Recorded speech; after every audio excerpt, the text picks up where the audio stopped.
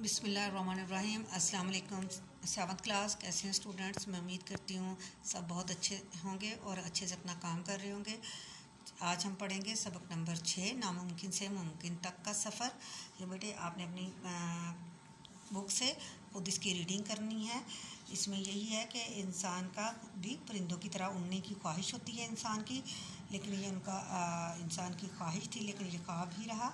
1903 में क्या था, अमेरिकी फ़ौज ने एक हवाई जहाज़ बनाने की फ़ौजी ने एक हवाई जहाज़ बनाने की कोशिश की, लेकिन नाकाम रही। अमेरिकी अखबार के मुताबिक उड़ने वाली मशीन बनाने में 10 साल से 1 करोड़ साल का अरसा लग सकता था, मगर 8 दिन बाद ही 2 अमेरिकी भाइयों ने यह कारनामा सरअंजाम दे दिया।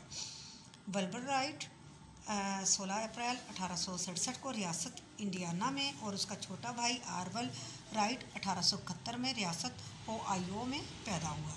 दोनों भाई इकट्ठे रहते थे। इनका बाप मिल्टन राइट एक पादरी का बेटा, जबकि इनकी वालदा रियाजी और साइंस की माहिर थी, यानी वो एक तालीम याफ्ता घर से उनका ताल्लुक़ था।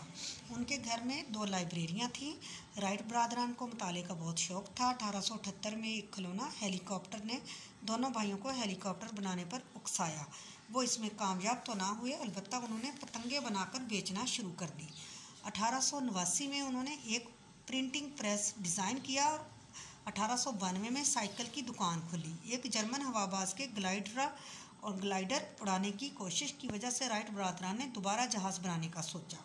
वो 1900 से 1902 तक मुसलसल तजर्बात करते रहे। आखिर 1903 में वो कामयाब हो गए। 17 दिसंबर को उन्होंने 12 सेकंड की परवाज़ की।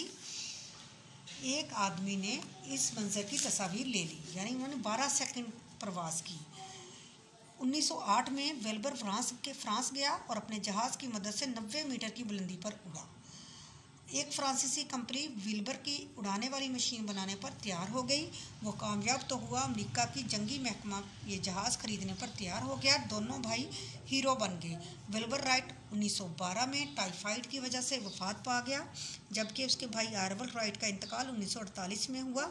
आज हमारे पास बर्क रफ्तार जहाज़ हैं, मगर वाशिंगटन के अजायब घर में रखा पहला जहाज़ याद दिलाता है कि ये सब राइट बरादरान के पहले कदम की वजह से हुआ, यानी उन्होंने ही इसका आगाज़ किया था।